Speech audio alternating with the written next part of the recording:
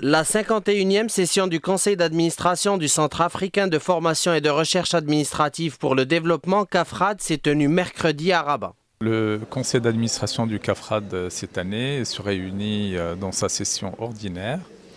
Ce conseil est caractérisé par une forte participation des délégations africaines. Nous en comptons 32 délégations.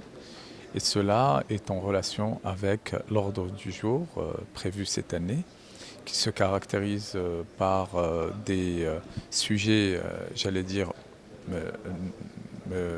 normaux, tels que l'examen du budget, tels que l'examen de réalisation de l'année passée, mais surtout par deux points essentiels. Le premier concernant la mise en place ou l'examen de la mise en place d'une nouvelle vision pour le CAFRAD après 50 ans d'existence.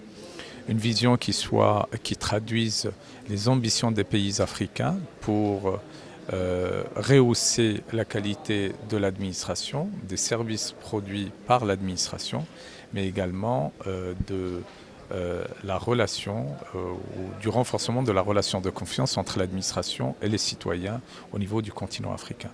L'autre point qui est très important concerne la célébration du cinquantenaire du CAFRAD et nous allons examiner tous les projets pour préparer cette célébration qui aura lieu l'année prochaine. Cette session du conseil d'administration s'est penchée sur l'examen d'un nombre de rapports sur l'activité du CAFRAD et des différentes mesures et démarches pour la célébration du cinquantenaire de l'institution.